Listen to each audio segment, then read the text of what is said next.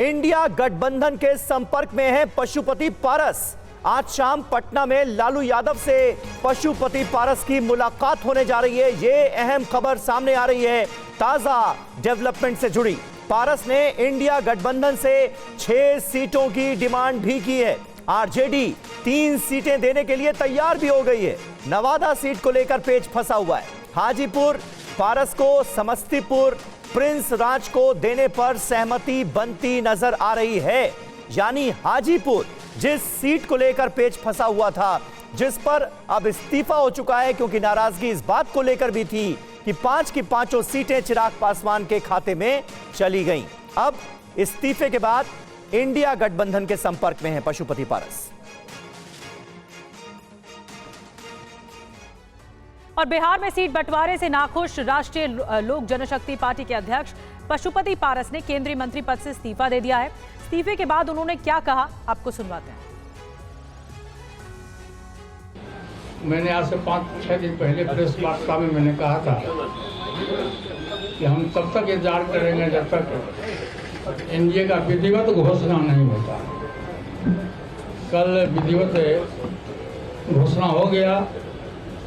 हम लोग 5 सांसद थे, हमारी पार्टी में 5 सांसद थे। मैंने बहुत ईमानदारी, बहुत लगन से, वफादारी से मैंने एनडीए की सेवा की। आज भी मैं माननीय प्रधानमंत्री जी का शुक्रगुजार हूँ और मैं आज भी वो देश के नेता हैं, बड़े नेता हैं, लेकिन हमारी पार्टी के साथ और व्यक्तिगत रूप से हमारे साथ नाइंसाफी हुई। इसलिए मैं भारत सरकार के कैबिनेट मंत्री से मैं त्याग पत्र देता हूँ। और वहीं पशुपति पारस के फैसले के बाद बिहार बीजेपी की तरफ से भी प्रतिक्रिया सामने आई है। बिहार के डिप्टी सीएम विजय सिन्हा ने क्या कहा है, दिखाते हैं आपको रिपोर्ट में। देखिए, देश के प्रधानमंत्री माननीय नरेंद्र मोदी जी ने पशुपति बाबू को कितना सम्मान दिया है। लंबे समय तक कैबिनेट में मिनिस्टर रहे हैं और जब उन्हीं के भतीजे का, जिसका हक भी बनता था, उनके पिताजी के जाने के बाद उत्तराधिकारी थे, उनको छोड़ के इनको सम्मान मिलते रहा। और उसके बाद जब उसको नए लोगों को अवसर मिल रहा है तो इनको आशीर्वाद देना चाहिए और मिल करके आगे बढ़ाना चाहिए और इनका भी सम्मान होगा। देश के प्रधानमंत्री नरेंद्र मोदी जी पुराने का भी स्वागत करते हैं, नए का भी अभिनंदन करते हैं, पुराने को सम्मान भी देते हैं। और भारतीय जनता पार्टी सबको लेके चलती है और भारतीय जनता पार्टी देश के प्रधानमंत्री नरेंद्र मोदी जी के नेतृत्व में सबका भविष्य सुरक्षित है और सबका भविष्य सुंदर और बेहतर है। ये माहौल में जो व्यक्ति अपने लीक से हटेंगे, डूबती हुई नाव में बैठेंगे, तो वो भी अपना भविष्य जानते हैं कि क्या होगा। और युग बदलता है, जनरेशन बदलती है, तो लोगों को उसके साथ एडजस्ट भी करना चाहिए। और इस पूरे मामले पर बिहार बीजेपी अध्यक्ष सम्राट चौधरी का क्या कहना है, आइए सुनिए। एनडीए की सीट शेयरिंग कल हो गई। अब जिनका नहीं हो रहा है वो बताएं। भारतीय जनता पार्टी और एनडीए पूरी तरह तैयार है कि 2024 के चुनाव में सभी सीटों पर बिहार में जीता जाए। और वहीं पशुपति पारस ग्रुप की तरफ से चिराग पासवान पर हमला भी बोला गया है, देखिए। ठक में जो होगा, क्योंकि हम तो चुनाव लड़ेंगे। हमारे नेता ने कहा है कि हम साधु संत की जमात तो नहीं है, हम राजनीति करते हैं, कोई हम लोग भजनिया कीर्तनिया तो नहीं है किसी के। हम तो चुनाव लड़ने जाएंगे। 5 साल में चुनाव का पर्व आता है। जनता मालिक की हम लोग सेवा करते हैं 5 साल, तो उसी के बदले हम जनता मालिक के बीच जाते हैं अपना अधिकार मांगने, मेहनताना मांगने, मजदूरी मांगने। तो हम जाएंगे चुनाव के मैदान में मजदूरी मांगने, मेहनताना मांगने। जनता मालिक न्याय देगी, जनता मालिक मजदूरी देगी, जनता मालिक हमारा अधिकार देगी। आपके नेता हाजीपुर से सांसद है, हाजीपुर बहुत महत्वपूर्ण सीट है। क्या हाजीपुर से वो चुनाव लड़ेंगे, इसको लेकर कोई जानकारी आपके पास है? बिल्कुल हाजीपुर से चुनाव लड़ेंगे। उन्होंने घोषणा कर रखा है कि हाजीपुर मेरी माँ है। हाँ, मैं अपने माँ के साथ छल नहीं कर सकता, मैं अपनी माँ को धोखा नहीं दे सकता। वो हाजीपुर की जनता का लगातार सेवा किए हैं और हाजीपुर के से ही चुनाव लड़ेंगे। चिराग पासवान भी वहाँ से लड़ने वाले हैं, तो क्या टकराव चाचा भतीजे का एक बार फिर हाजीपुर में देखा? अरे आपने सुना था ना कृष्ण ने कहा अर्जुन से, मत प्यार जता दुश्मन से, युद्ध कर युद्ध कर। जब युद्ध की रणभेरी बच चुकी है तो पीछे हटने का क्या सवाल है? चुनाव के मैदान में जाएंगे। वहीं एनडीए में सम्मानजनक भागीदारी मिलने के बाद जमुई से सांसद और एलजेपी रामविलास के प्रमुख चिराग पासवान ने खुशी जाहिर की है। इसके साथ वो भावुक भी हो गए। इस नए गठबंधन के स्वरूप के साथ हम लोग का विश्वास और ज़्यादा पुख्ता होता है कि जो लक्ष्य प्रधानमंत्री जी ने दिया है उसको तो हम पूरा करेंगे ही, पर एक हल्की सी चूक जो 2019 में रह गई थी, एक सीट से जो हम लोग रह गए थे, इस बार 40 की 40 सीटें जीतकर प्रधानमंत्री जी को प्रधानमंत्री पद पर बैठाने के लिए हम सब संकल्पित हैं। बिहार में 5 सीटें मिलने के बाद चिराग पासवान के हौसले बुलंद नजर आ रहे हैं। चिराग पासवान ने बिहार की 40 में से 40 सीटों पर एनडीए की जीत का दम भरा है। चिराग ने यह भी कहा कि 2019 के चुनाव में जो एक सीट की कसक रह गई थी वो भी दूर कर ली जाएगी। हालांकि एनडीए में चाचा की जगह खुद को तरजीह दिए जाने पर चिराग थोड़े भावुक भी नजर आ रहे हैं। मुझे नहीं पता था पार्टी और परिवार टूटने के बाद कि मैं बिहार की धरती पर कदम रखूंगा तो कोई एक व्यक्ति भी मुझे मिलेगा कि नहीं मिलेगा, क्योंकि मेरा सब कुछ, मेरा पार्टी ऑफिस, मेरा संगठन, मेरे तमाम सांसद सब मुझसे छीन लिए गए थे। तो मुझे नहीं पता था कि कोई एक भी व्यक्ति मुझे मिलेगा कि नहीं मिलेगा वहाँ पर। वहाँ से मैंने अपने संघर्ष की शुरुआत की। और अगली खबर का रुख करेंगे। बेंगलुरु में हिंदू संगठनों का प्रदर्शन जारी है। दुकानदार के समर्थन में बड़ा प्रदर्शन हुआ है। भजन बजाने पर दुकानदार को पीटने का आरोप है। पीड़ित दुकानदार के समर्थन में आज प्रदर्शन हो रहा है।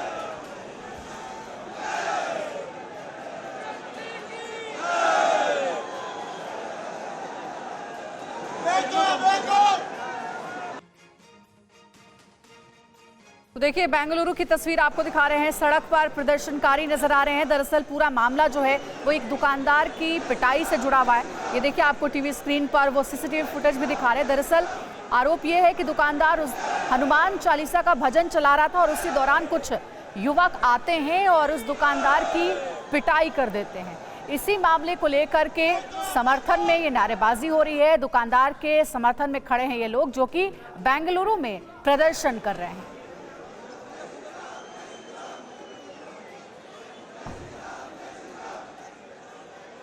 और ज्यादा जानकारी के साथ हमारे सहयोगी वजीउल्लाह हमारे साथ जुड़ गए, उनसे बात करते हैं। इस वक्त वहां पर क्या स्थिति बनी हुई है, क्योंकि हम तस्वीरें देख रहे हैं, काफी संख्या में लोग सड़कों पर उतर आए हैं और प्रदर्शन कर रहे हैं। जी हाँ, कई हिंदू संगठन वहाँ अभी शामिल हुए हैं और कई शॉप एसोसिएशन के लोग भी उधर आए हुए हैं और एक क्योटिक सिचुएशन वहाँ अभी पाया गया है। पुलिस को भी बुलाया गया है for to control the entire situation और बीजेपी लीडर्स भी उधर पहुंच रहे हैं और हर तरफ से बुलाया गया। अगर आप जहाँ याद करें तो कल तेजस्वी सूर्या ने अपने बयान में कहा था वही जगह से अगर 6 के 6 आरोपी को अरेस्ट नहीं किया जाएगा तो हम बहुत बड़ी रैली करेंगे और यहाँ से वही दुकान से हम पूरा संगठन हनुमान चालीसा गाते हुए, भगवा फ्लैग लहराते हुए हम पूरे एरिया का रैली करेंगे। और उसी के तरते हुए आज आप देख सकते हैं कई हिंदू संगठन उधर आए हुए और हनुमान जय श्री राम के नारे लगाते हुए। पुलिस ने अभी ये कहा है कि कोड ऑफ कॉन्डक्ट भी लगा हुआ है, तो इसके चलते हुए आपको यहाँ से हटना चाहिए और अपनी दुकान में वापस चले जाना चाहिए, लेकिन कोई सुनने तैयार नहीं है उधर। और एक बहुत ही गंभीर सिचुएशन की तरफ मुड़ते हुए जा रहा है रास्ता। दूसरी तरह से ये भी बताया गया है कि क्लोज टू 5 लोग अरेस्ट हुए हैं और एक अरेस्ट अभी बाकी है। इसी के चलते हुए एसोसिएशन वालों ने डिमांड किया कि जब तक 6 के 6 अरेस्ट नहीं होते तब ठीक है। शुक्रिया आपका पूरी जानकारी देने के लिए। नजर बनाए रखिएगा। तो एक बार फिर से इन तस्वीरों के बारे में आपको बता दें, और जैसा हमारे सहयोगी बता रहे थे कि अभी तक 5 लोगों को अरेस्ट किया गया, लेकिन एक अभी भी गिरफ्त से दूर है। इस बात की खासी नाराजगी है प्रदर्शनकारियों के बीच और प्रदर्शन कर रहे हैं बेंगलुरु की सड़कों पर उतरकर।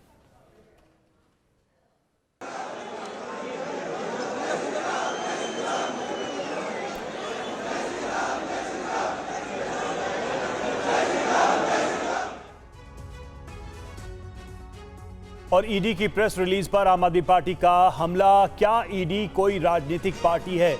आतिशी का कहना है, क्या ईडी प्रेस रिलीज जारी कर सकती है? बीजेपी का हथियार बन गई है ईडी। केजरीवाल से डर रही है बीजेपी, ये आरोप है आम आदमी पार्टी के।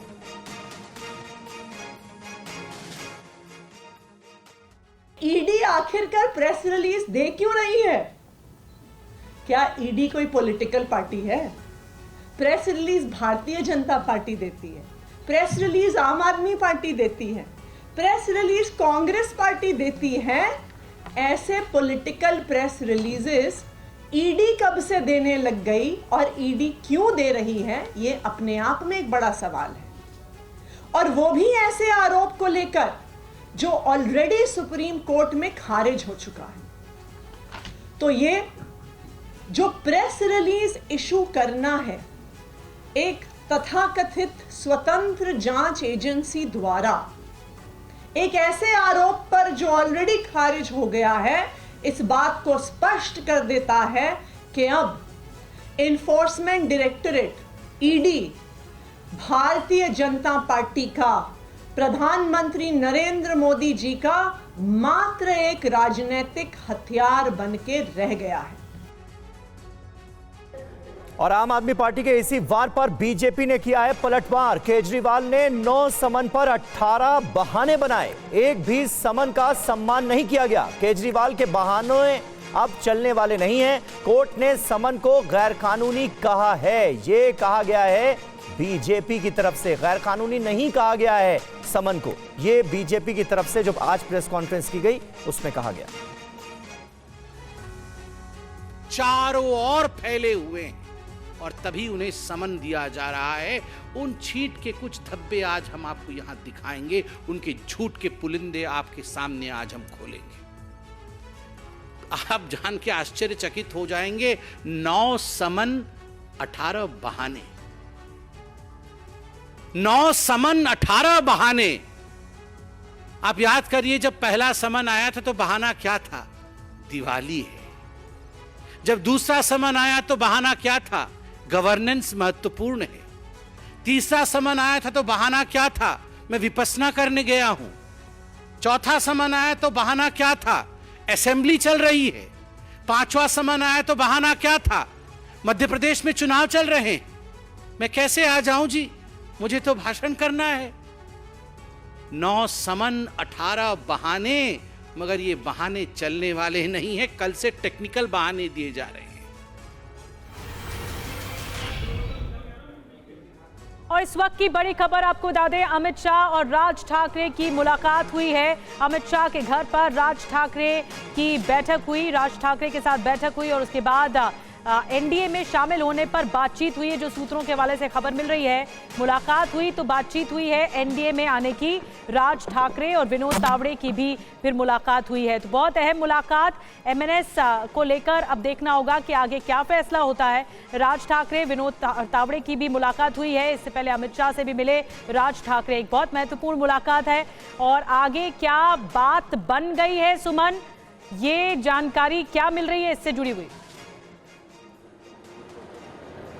देखिए, सुबह से ही जिस तरह से चीजें चल रही है वो बिल्कुल सकारात्मक दिखाई दे रही है। ठीक है, 11 बजे के करीब राज ठाकरे से मिलने पहले विनोद तावड़े पहुंचे। तकरीबन 1.25 घंटे जो है विनोद तावड़े और राज ठाकरे की मुलाकात हुई है ताज होटल में, और उसके बाद दोनों अमित शाह के घर पहुंचे थे और तकरीबन आधे घंटे के करीब यहाँ पे मुलाकात। और अब से थोड़ी देर पहले राज ठाकरे और उनके बेटे अमित ठाकरे यहाँ से निकले हैं। निश्चित रूप से निधि, देखिए जो जानकारी निकल के आ रही थी कि दक्षिणी मुंबई के साथ साथ राज ठाकरे एक और लोकसभा की सीट जो शिरडी या नासिक है उसमें से एक चाहते हैं। लेकिन अब जिस तरह से ये बातचीत हो रही है वो ऐसा लग रहा है सूत्रों के हवाले से कि उनकी मांगे मानी जा सकती है। और अब जो एक तरीके से कहें कि जो एनडीए में शामिल होने की जो अटकलें लगाई जा रही थी उस पर विराम लगते हुए ऐसा लग रहा है कि वो शामिल हो चुके हैं, सिर्फ औपचारिक ऐलान बाकी है। तो सुबह से ही बेहद सकारात्मक एक तरीके से पॉजिटिव बॉडी लैंग्वेज चाहे राज ठाकरे की देखें, विनोद तावड़े की देखें, तो निश्चित रूप से कहा जा रहा है कि अब एक महाराष्ट्र की सियासत के नजरिए से देखें तो एक बड़ी खबर है कि राज ठाकरे एनडीए में शामिल हो सकते हैं। और जिस तरह से खासतौर से पिछले 2-3 घंटों में दिल्ली में जो घटनाक्रम हुआ और जिस तरह से विनोद तावड़े की मीटिंग हुई और फिर दोनों एक साथ एक ही गाड़ी में विनोद तावड़े और राज ठाकरे अमित शाह के घर आए और यहां से फिर वो निकले हैं। हालांकि उन्होंने मीडिया से कोई बातचीत नहीं की, लेकिन लग रहा है कि जो उनकी मांगे थी और जिस तरह से उन्हें रखी है और सुबह से जो राजनीतिक घटनाक्रम दिख रहा है उससे एक खबर आ रही है कि उनकी संभावना से इनकार नहीं किया जा सकता है। सुमंत, आप हमारे साथ जुड़े रहिएगा और इस बीच जो जानकारी निकल कर आ रही है वो बताना भी जरूरी है।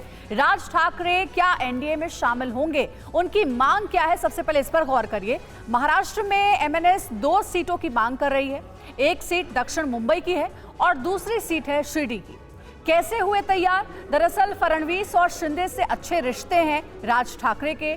महायुति के घटकों को दिक्कत नहीं है। मुंबई दक्षिण पर दावा छोड़ने के लिए भी तैयार है। और मुंबई से हमारे सहयोगी राजीव हमारे साथ लाइव जुड़ गए हैं, उनका भी रुख कर लेते हैं। राजीव, इस मीटिंग के बाद क्या अब ये कंफर्म माने कि एमएनएस राज ठाकरे अब एनडीए का हिस्सा बनने जा रहे हैं? अच्छी मीटिंग रही है, पॉजिटिव मीटिंग रही, जैसा सुमंत बता रहे हैं।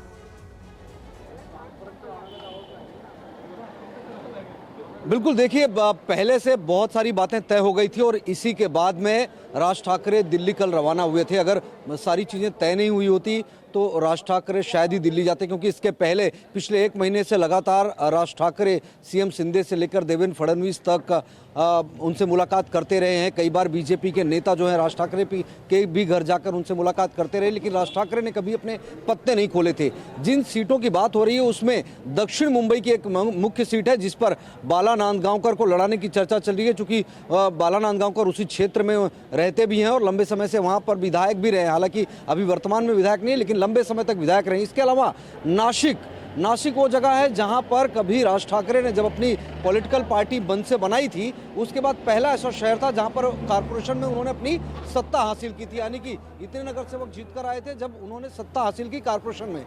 नासिक के बाद पुणे में भी राज ठाकरे का बहुत बड़ा बेस है। ऐसे में शिरडी, पुणे, नासिक और दक्षिण मुंबई, ये वो 4 सीटें हैं। लेकिन राज ठाकरे कौन सी 2 सीटों की मांग कर रहे हैं उसमें से उन्होंने साफ तौर पे तो नहीं कहा। माना जा रहा है कि नासिक और दक्षिण मुंबई की सीट पर वो अड़े हुए हैं कि उन्हें कम से कम 2 सीटें मिले।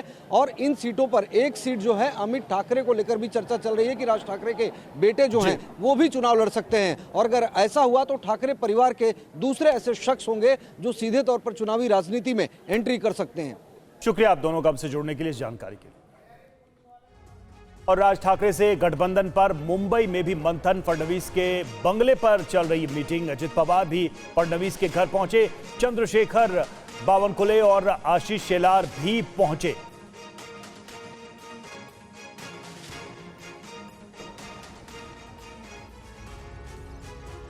और मुंबई से हमारे संवाददाता राजीव लगातार हमारे साथ बने हुए हैं। बड़ी खबर आ रही है एमवीए खेमे से, प्रकाश आंबेडकर से जुड़ी सीट शेयरिंग पर आज शाम 7 बजे तक का अल्टीमेटम दे दिया गया है। स्थिति स्पष्ट नहीं होने से सीट शेयरिंग में देरी हो रही है।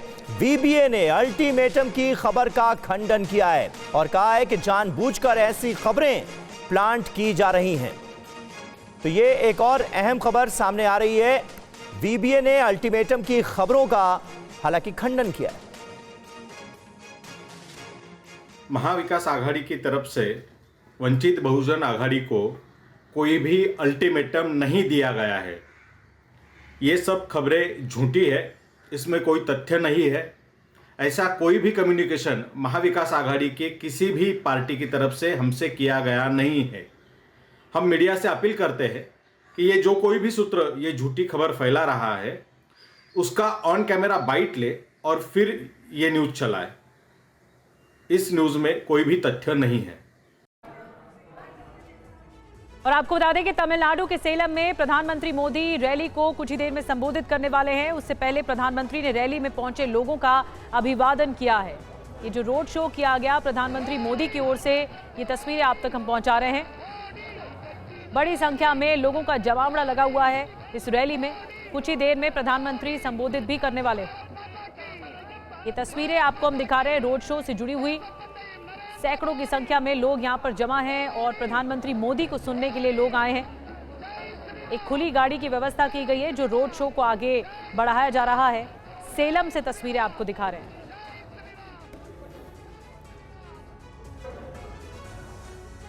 खबरों में आगे बढ़ेंगे। बेंगलुरु में हिंदू संगठनों का प्रदर्शन हो रहा है। दुकानदार के समर्थन में यह बड़ा प्रदर्शन।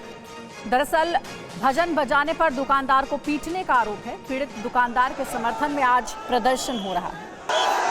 और ये देखिए प्रदर्शनकारी सड़क पर उतरे हुए हैं और पुलिस भीड़ को हटाने की कोशिश कर रही है। दरअसल इस पूरे मामले में अभी तक 5 लोगों को गिरफ्तार किया गया है, लेकिन जो छठा आरोपी है वो अभी भी पुलिस की गिरफ्त से दूर है और इसी बात को लेकर के लोगों का गुस्सा सड़क पर देखने को मिल रहा है।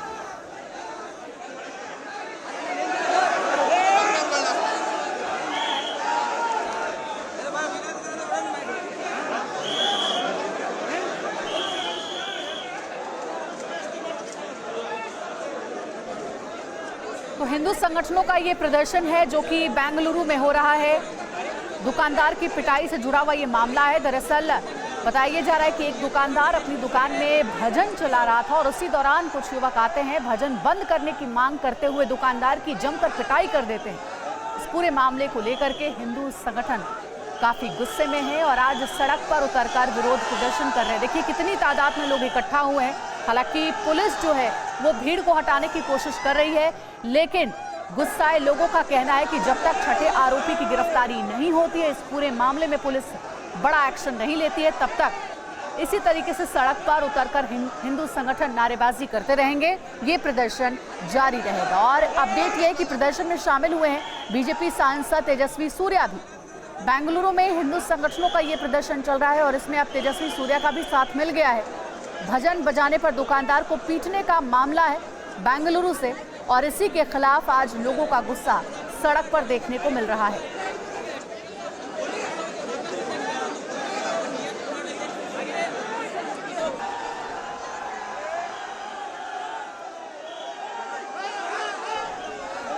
पीड़ित दुकानदार के समर्थन में आज बेंगलुरु में ये प्रदर्शन चल रहा है। काफी संख्या में लोग सड़क पर उतर आए हैं। जैसा कि आप देख भी पा रहे होंगे, पुलिस लोगों को समझाने की कोशिश कर रही है, भीड़ को हटाने की कोशिश कर रही है, लेकिन गुस्साए लोग मान नहीं रहे हैं क्योंकि उनकी मांग है कि इस पूरे मामले में अभी तक 5 लोगों को तो अरेस्ट किया गया है, लेकिन छठा आरोपी अभी भी फरार है। छठे आरोपी को भी अरेस्ट करने की मांग हिंदू संगठनों की ओर से की जा रही है। इस प्रदर्शन में बीजेपी के सांसद तेजस्वी सूर्या भी शामिल हुए हैं। बेंगलुरु की ये तस्वीर आपको दिखा रहे हैं। दुकानदार की पिटाई से जुड़ा हुआ ये पूरा मामला है।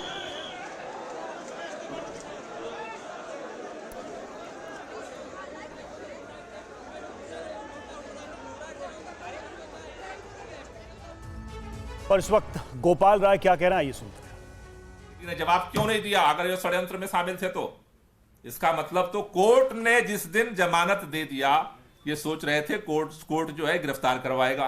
अब वहां से रास्ता बंद हो गया, तब ये नया षड्यंत्र हुआ, नया ज्ञान प्राप्त हुआ, ब्रह्म ज्ञान आया होगा कहीं से। गोपाल जी, आप कह रहे हैं कि अरेस्टिंग होने वाली है, साजिश रची जा रही है। अब अगला आपका क्या प्लान है कैंपेन को लेकर, क्योंकि सामने लोकसभा चुनाव है और साथ ही साथ दिल्ली सरकार कैसे चलेगी, दोनों के लिए क्या प्लान है आपका? देखिए, सारा प्लान है। जैसा मैंने कहा कि इनके हर षड्यंत्र का जवाब हमारे पास है और हर षड्यंत्र का जवाब देंगे समय आने पे। Gopal ji, world air quality की रिपोर्ट आई है, उसमें दिल्ली विश्व की सबसे पॉल्यूटेड राजधानी किया है। अभी मैंने उनकी रिपोर्ट का डिटेल तो नहीं देखा है कि किस टाइम पीरियड का उन्होंने एनालिसिस किया है वर्ल्ड वाइड, लेकिन हमने अभी दिल्ली के अंदर जो 2014 से PM10 और PM 2.5 इन दो पैमानों पे दिल्ली की एयर क्वालिटी को मापते हैं हम, उसका हमने एनालिसिस किया है और दिल्ली के अंदर लगातार उसमें गिरावट दर्ज की जा रही है। 2014 में जो PM10 की मात्रा थी उसमें पिछले साल 23 तक का जो रिपोर्ट है उसमें लगभग 32% की गिरावट आई है, प्रदूषण कम हुआ है। PM 2.5 में 29% की गिरावट दर्ज की गई है। पिछले साल 2022 में और पिछले 2023 में जो आंकड़े हैं, 2022 में PM10 का जो एवरेज था पूरे साल का, वो जो है वो 223 दिनों का 223 था PM10 की मात्रा, और 23 में जो है वो घट करके 219 हुआ है, उसमें कमी आई है। PM 2.5 में स्लाइडली थोड़ा सा बढ़ोतरी हुई है। 2022 में वो 103 था एवरेज और 23 में जो है 106 हुआ है। लेकिन अगर एवरेज देखें तो प्रदूषण का स्तर कम हुआ है। पिछले साल में पूरे में दिसंबर का महीना जब विंड स्पीड काफी जीरो थी और वेदर कंडीशन जो है वो निगेटिव थी, उस समय थोड़ा सा प्रदूषण का जो एवरेज था पूरे साल का उसमें थोड़ी सी जो है वो बढ़ोतरी देखी गई है। लेकिन ओवरऑल अगर देखें तो दिल्ली में लगातार जो है प्रदूषण के स्तर में सुधार हो रहा है। और मुझे तो समन को लेकर कोर्ट फैसला करेगा, ये कहा गया है आम आदमी पार्टी की तरफ से। अब दिल्ली से रुख झारखंड का कर रहे हैं। झारखंड की सियासत से बड़ी खबर सामने आ रही है। बीजेपी में शामिल होंगी सीता सोरेन। हेमंत सोरेन की भाभी सीता सोरेन बीजेपी में शामिल होने जा रही हैं। जेएमएम से इस्तीफे के बाद आज ही सीता सोरेन बीजेपी का दामन थामेंगी, भारतीय जनता पार्टी ज्वाइन करेंगी। ये बड़ी खबर सामने आ रही है। कुल मिलाकर जेएमएम के लिए इसे बड़ा झटका माना जा रहा है, क्योंकि पूर्व मुख्यमंत्री हेमंत सोरेन की भाभी हैं, जेएमएम की वरिष्ठ नेता हैं, विधायक हैं सीता सोरेन, और अब उन्होंने जेएमएम की प्राथमिक सदस्यता से इस्तीफा दे दिया है। और अब यह खबर सामने आ रही है कि इस्तीफे के बाद आज ही वो बीजेपी ज्वाइन करेंगी। आमोद राय हमारे संवाददाता इस वक्त हमारे साथ मौजूद हैं। आमोद, जेएमएम के लिए निश्चित तौर पर यह बड़ा झटका है और ज्वाइनिंग बीजेपी में आज ही होने जा रही है, क्या यह तय है? बिल्कुल, बीजेपी के सूत्रों का कहना है कि आज ही उनकी ज्वाइनिंग होगी। 2 बजे के आसपास उनकी ज्वाइनिंग हो सकती है और अब से कुछ देर बाद वो बीजेपी पहुंचने वाली हैं। जिस तरह से उन्होंने ताबड़तोड़ इस्तीफा दिया, पहले उन्होंने अपने विधायक पद से इस्तीफा दिया, उसके बाद पार्टी के प्राथमिक सदस्यता से इस्तीफा दिया, और उन्होंने जो आरोप लगाए हैं अनदेखी का पार्टी के अंदर, और जिस तरह से उन्होंने कहा कि उनके पति दुर्गा सोरेन ने जो अपने खून पसीने से पार्टी को जिन्होंने सोचा था और आज की तारीख में उनको नजरअंदाज किया जाता है, उनको हाशिए पर रखा गया है, उससे आहत है वो, और इसलिए उन्होंने पार्टी से इस्तीफा दिया है। बीजेपी के सूत्र बताते हैं कि थोड़ी देर में, अब से करीब आधे घंटे बाद सीता सोरेन बीजेपी मुख्यालय पहुंचेंगी और वहां उनकी विधिवत ज्वाइनिंग होगी। आगे उनके चुनाव लड़ने पर कोई चर्चा नहीं है कि लड़ेंगी या नहीं लड़ेंगी, लेकिन बीजेपी आज ज्वाइन कर रही है, ये बात लगभग पक्की है और पुख्ता है। समीर, चलिए, शुक्रिया आमोद आपका। और लोकसभा चुनाव के साथ साथ होने वाले विधानसभा चुनावों के लिए भी भारतीय निर्वाचन आयोग इलेक्शन कमीशन की तरफ से आज जरूरी दिशा निर्देश जारी कर दिए गए हैं। यूपी मुख्य चुनाव अधिकारी नवदीप रेनवा ने लोकसभा चुनाव से पहले राजनीतिक दलों को निर्देश जारी किए हैं। राजनीतिक दलों को रैलियों और जुलूस के लिए अनुमति लेने के साथ कई निर्देश जारी किए गए। जारी किए गए दिशा निर्देश में लोकसभा चुनाव के लिए प्रचार खर्च की सीमा 95 लाख रुपए और विधानसभा चुनाव के लिए 40 लाख रुपए रखी गई है। उम्मीदवारों को 10,000 रुपए से अधिक का लेन देन बैंकों के माध्यम से करने के निर्देश दिए गए हैं। इसके अलावा पार्टियों को 1 सप्ताह के भीतर स्टार प्रचारकों की एक लिस्ट जमा करने का आदेश दिया गया है, जिसमें उनके खर्चों को अभियान बजट में शामिल किया जाएगा। इतना ही नहीं, रैलियों, जुलूस और सार्वजनिक बैठकों सहित अलग अलग अभियान गतिविधियों की रिटर्निंग अधिकारियों की अनुमति अब अनिवार्य कर दिया गया है। उम्मीदवारों के नामांकन पत्र के साथ जमा किए गए शपथ पत्र में अपनी ईमेल आईडी और सोशल मीडिया अकाउंट की जानकारी भी देनी होगी। अगर कोई आम आदमी भी आचार संहिता का उल्लंघन करता है तो उसके खिलाफ भी कार्रवाई की जाएगी।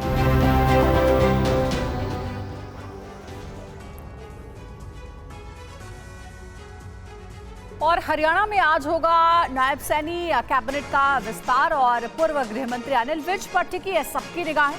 कैबिनेट विस्तार के बारे में जानकारी नहीं है, अनिल विज का ये कहना है।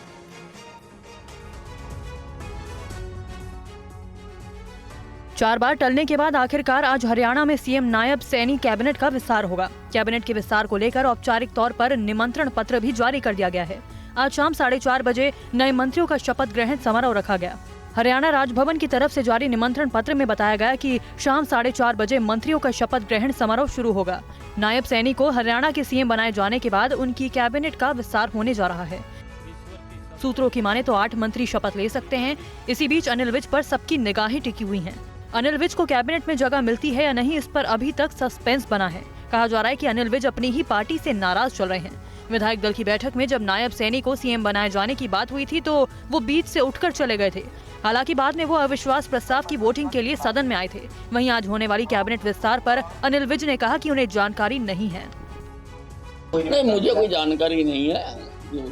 जानकारी होएगी जहाँ जहाँ जाया करेंगे। अभी तो मैं फिलहाल चंडीगढ़ जा रहा हूँ।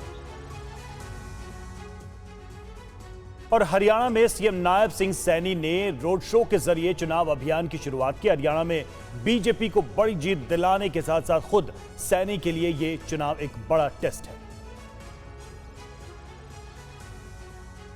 हरियाणा के मुख्यमंत्री नायब सिंह सैनी आज सुबह पंचकुला पहुंचे, जहां पे उन्होंने गुरुद्वारा श्री नाडा साहिब में प्रार्थना करने के बाद आशीर्वाद लिया।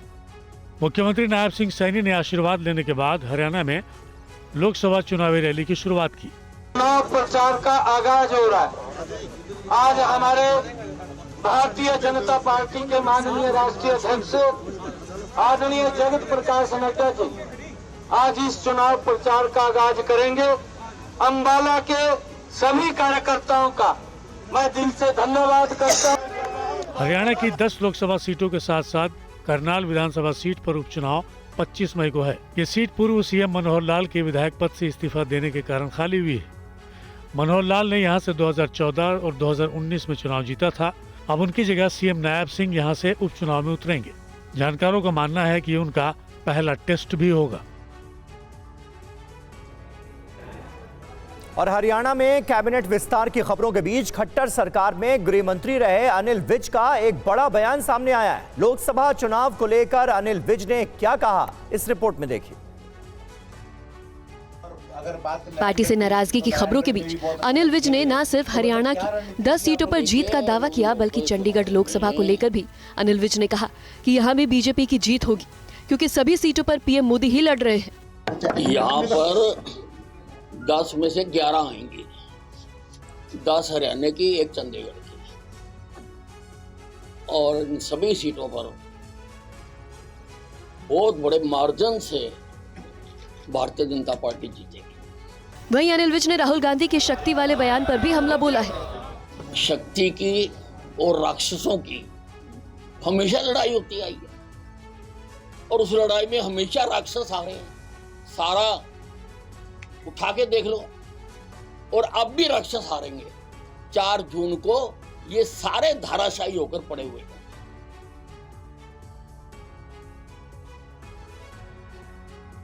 और आगे बढ़ते हैं। महाराष्ट्र से लोकसभा चुनाव के दौरान गड़बड़ी फैलाने की कोशिश किए जाने की खबरें मिली हैं। पुलिस ने नक्सलियों की बड़ी साजिश का खुलासा किया है। लोकसभा चुनाव में नक्सली साजिश, नक्सलियों की साजिश का पर्दाफाश। 36 लाख का इनामी नक्सली ढेर। नक्सलियों का ये वो चेहरा है जिस पर 1-2 नहीं बल्कि 36 लाख रुपए का इनाम था। इसे सुरक्षा बलों ने एनकाउंटर में मार गिराया। इसके साथ ही मुठभेड़ के दौरान 4 नक्सलियों को कमांडो ने ढेर कर दिया। सभी शवों की पहचान कर ली गई है। मामला महाराष्ट्र के गढ़चिरौली का है। नक्सलियों की साजिश की खबर पर गढ़चिरौली पुलिस की एक विशेष टीम ने सीआरपीएफ के साथ तलाशी अभियान चलाया। बताया जाता है कि सुरक्षा बलों की टीम रेपनपल्ली के पास कोलामारका पहाड़ों में जैसे ही पहुंची, नक्सलियों ने उन पर अंधाधुंध फायरिंग की। सुरक्षा कर्मियों ने जवाबी कार्रवाई की। बताया जाता है कि ये सभी नक्सली लोकसभा चुनाव में गड़बड़ी करने की प्लानिंग के तहत नक्सली तेलंगाना बॉर्डर क्रॉस कर गढ़चिरौली में दाखिल हो रहे थे। फायरिंग रुकने के बाद इलाके की तलाशी अभियान के दौरान घटनास्थल से एक AK-47, एक कार्बाइन और 2 देसी पिस्तौल सहित नक्सली साहित्य और कई आपत्तिजनक सामान भी बरामद किए गए। मथुरा के शाही ईदगाह समिति की याचिका को सुप्रीम कोर्ट ने खारिज कर दिया है। सर्वोच्च अदालत ने समिति को हाईकोर्ट जाने की सलाह दी है। सलाह दी गई है। दरअसल मथुरा की शाही ईदगाह कमेटी ने इलाहाबाद हाईकोर्ट के उस आदेश को चुनौती दी थी, जिसमें हाईकोर्ट ने श्री कृष्ण जन्मभूमि विवाद से जुड़े 15 मुद्दों को एक साथ जोड़कर सुनवाई करने का फैसला लिया था। सुप्रीम कोर्ट का कहना था कि ये सभी मुकदमे एक ही तरह के हैं, जिनमें एक ही तरह के सबूतों के आधार पर फैसला होना है। लिहाजा न्याय के हित में और कोर्ट का समय बचाने के लिए ये बेहतर होगा कि इन मुकदमों पर एक साथ सुनवाई हो। आज उसी ऑर्डर को शाही ईदगाह मस्जिद ने सुप्रीम कोर्ट में चुनौती दी, जिससे उनको भी आराम है। अगर अलग अलग 15 मुकदमे अलग अलग दिन पे लगेंगे तो उससे उनको भी दिक्कत होगी। और जो लोग चाहते हैं कि मुकदमे डिले हो, वो उस इंटेंशन से उसको चैलेंज करना चाहते होंगे। तो बहरहाल सुप्रीम कोर्ट ने कहा है कि आप इलाहाबाद हाईकोर्ट के सामने जाइए और अपनी बात रखिए। उन्हें कोई राहत नहीं मिली। हाँ जी बिल्कुल। और बात अयोध्या में रामलला के साथ मनाई जाने वाली इस बार की पहली होली की। होली में महज हफ्ते भर का समय रह गया है।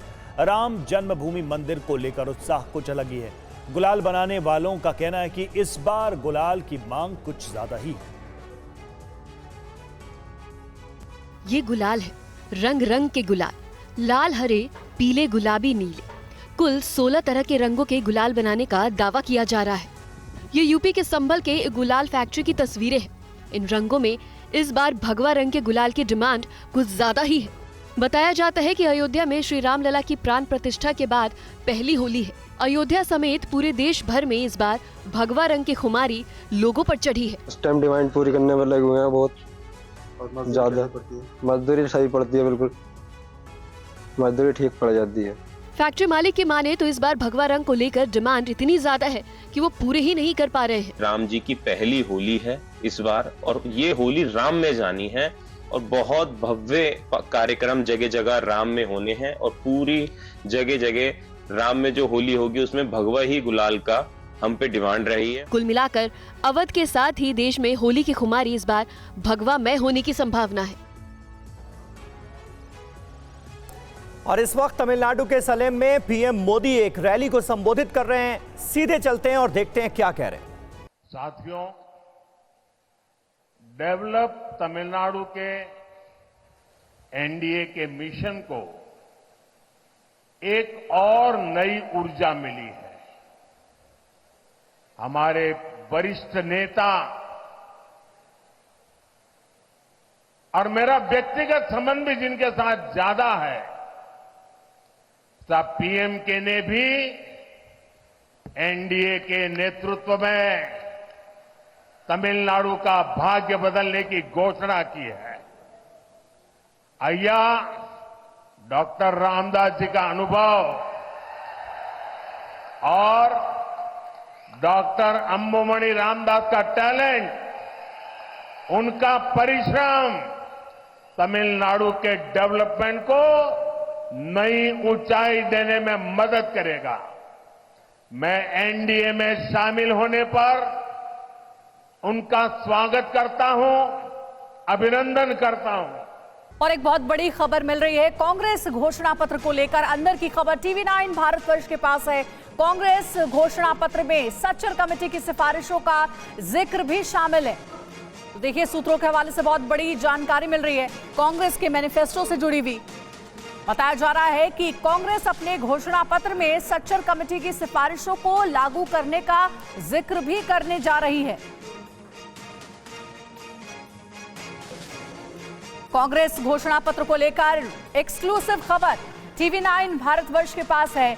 आखिर लोकसभा चुनाव को देखते हुए कैसा होगा कांग्रेस का घोषणा पत्र, और सबसे बड़ा जो इंपॉर्टेंट पॉइंट सामने आ रहा है वो ये कि कांग्रेस अपने मैनिफेस्टो में सच्चर कमेटी की सिफारिशों का भी जिक्र करने जा रही है। कांग्रेस घोषणा पत्र में सच्चर कमेटी की सिफारिशों को लागू करने का जिक्र कर सकती है। तो ये एक्सक्लूसिव खबर आपको हम दे रहे हैं कांग्रेस घोषणा पत्र को लेकर के। कैसा होगा कांग्रेस का मैनिफेस्टो, इसे लेकर लगातार कांग्रेस चिंतन मंथन कर रही है। और इस बीच एक एक्सक्लूसिव जानकारी है, अभी कांग्रेस का मैनिफेस्टो जारी नहीं हुआ है, लेकिन उससे पहले ये एक्सक्लूसिव खबर है टीवी9 भारतवर्ष के पास कि घोषणा पत्र में कांग्रेस सच्चर कमेटी की सिफारिशों का जिक्र करने जा रही है।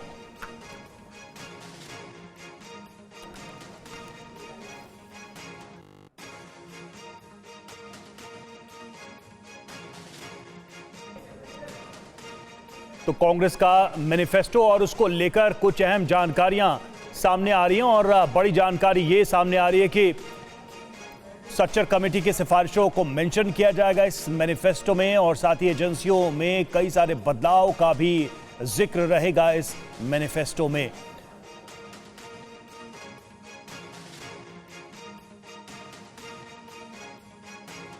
टीवी9 की एक्सक्लूसिव खबर है, और इसके पहले भी हमने आपको बताया था कि किस तरीके से ओबीसी रिजर्वेशन की मांग को फिर से इसमें दोहराया जाएगा, और जो कैप है 50% का मैनिफेस्टो को लेकर सूत्रों के हवाले से ये भी जानकारी सामने आ रही कि कांग्रेस जो है अपने मैनिफेस्टो में ये भी सिफारिश कर सकती है कि 50% से का कैप जो है वो हटाया जाएगा। लेकिन बड़ी जानकारी इस वक्त की यही कि सच्चर कमेटी का जिक्र होगा, उसके रिकमेंडेशन का जिक्र होगा। कुमार विक्रांत हमारे साथ जुड़ चुके हैं। कुमार, क्या और जानकारियां मिल रही हैं जो संभावित विषय हैं कांग्रेस के घोषणा पत्र को लेकर? देखिए, सबसे दिलचस्प बात यह है कि सूत्रों का कहना है कि जब प्रियंका गांधी ने मैनिफेस्टो की कमेटी से जो ड्राफ्ट मैनिफेस्टो आया उसको लेकर प्रियंका गांधी ने कहा कि जैसे पिछले चुनाव में इंग्लिश का हिंदी ट्रांसलेशन हुआ और सेडिशन वाले मामले को लेकर कि अंग्रेजी में कुछ और कांग्रेस ने लिखा और हिंदी में उसका ट्रांसलेशन गलत हो गया, जिसके चलते पूरे विपक्ष ने, बीजेपी ने उस मुद्दे को उठाया और किरकिरी हो गई। तो ऐसे में ट्रांसलेशन पर खास ध्यान रखा जाना चाहिए जब भी दूसरी भाषाओं में उसका ट्रांसलेशन हो। और बाकी अगर आपको मुद्दों की बात करें तो जम्मू कश्मीर को राज्य का दर्जा तत्काल देना और साथ ही साथ वह जल्दी से जल्दी चुनाव कराना, ये है मैं, और लद्दाख को स्पेशल स्टेटस दिए जाने की बात है। हालांकि सच्चर कमेटी को सिर्फ पासिंग रेफरेंस के तौर पर उसका जिक्र मैनिफेस्टो में किया जाएगा, ऐसा सूत्र बता रहे हैं। ओपीएस को लागू करने का वादा कांग्रेस अपने मैनिफेस्टो में कर सकती है। और सबसे अहम बात है जो बताया जा रहा है कि कानून यानी कि जो जांच एजेंसियां हैं उनके दुरुपयोग को रोकने के लिए जो भी कानून में बदलाव की जरूरत होगी वो करने का वादा कांग्रेस पार्टी अपने मैनिफेस्टो में करने जा रही है। ये अहम बात है। इसके अलावा जो 25 गारंटियां हैं कांग्रेस पार्टी ने जो वादे किए हैं, जो राहुल गांधी और खड़गे लगातार प्रेस कॉन्फ्रेंस और रैलियों में कर रहे हैं, उनका भी मैनिफेस्टो में जिक्र किया जाने वाला है। कुमार, ये बताइए कि ये मैनिफेस्टो कब तक पूरी तरह से तैयार हो जाएगा और जारी करने की का ऑब्जेक्टिव है कांग्रेस का? सवाल दोहराएंगे अपना? अब ये मैनिफेस्टो कब तक जारी किया जाएगा? देखिए, मैनिफेस्टो कमेटी ने ड्राफ्ट मैनिफेस्टो जो था वो CWC की बैठक में रखा गया, जिसमें सोनिया गांधी, राहुल गांधी, खड़गे मौजूद थे। अब ये मैनिफेस्टो को यहाँ पर पास कर दिया जाएगा और इसके बाद आने वाले कुछ दिनों में इसके जारी करने की घोषणा की जाएगी। अभी इसके छपने को ये मैनिफेस्टो जाएगा और उसके बाद में बड़े पैमाने पर सोनिया, राहुल, खड़गे जी की मौजूदगी में इसको जारी किया जाएगा, लेकिन अभी उसमें थोड़ा वक्त लगेगा। ठीक है, लद्दाख के विशेष दर्जे का भी इसमें जिक्र किया गया है। पुरानी पेंशन का वादा भी करने जा रही है कांग्रेस पार्टी। सोर्सेस के हवाले से जो अहम खबर सामने आ रही है, कुमार विक्रांत बने रहे आप हमारे साथ। बड़ा पॉइंट, सबसे बड़ा पॉइंट अब तक जो निकलकर सामने आया है वो ये कि सच्चर कमेटी की रिपोर्ट का भी इसमें जिक्र है। इसे लेकर क्या वादा करेगी कांग्रेस पार्टी अपने घोषणा पत्र में, इस पर भी सबकी नजरें होंगी। प्रियंका गांधी ने कहा है कि अनुवाद पर खास ध्यान हो।